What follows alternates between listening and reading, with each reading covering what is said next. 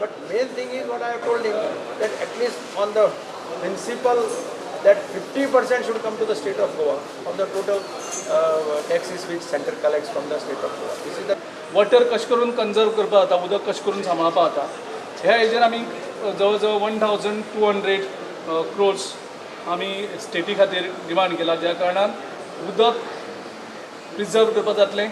Global वॉर्मिंगाचो जो effect आसा this will also help us in executing the hydroelectric projects on Mati. सो तें जातलें जाल्यार जवळ जवळ 550 क्रोर्सांचे मुखाले 5 वर्सांक ते यूज करपाक जाता.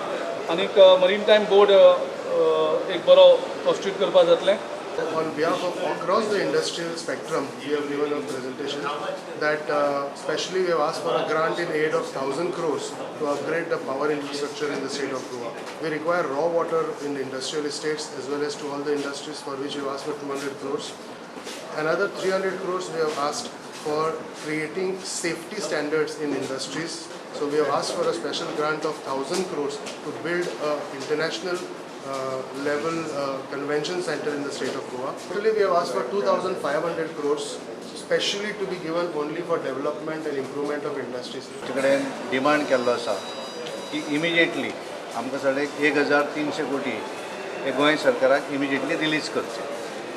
आतां बाकीचो जो डिमांड आसा सरकार म्हणून त्या सरकारान बाकीचे डिमांड तांचे येतलेच.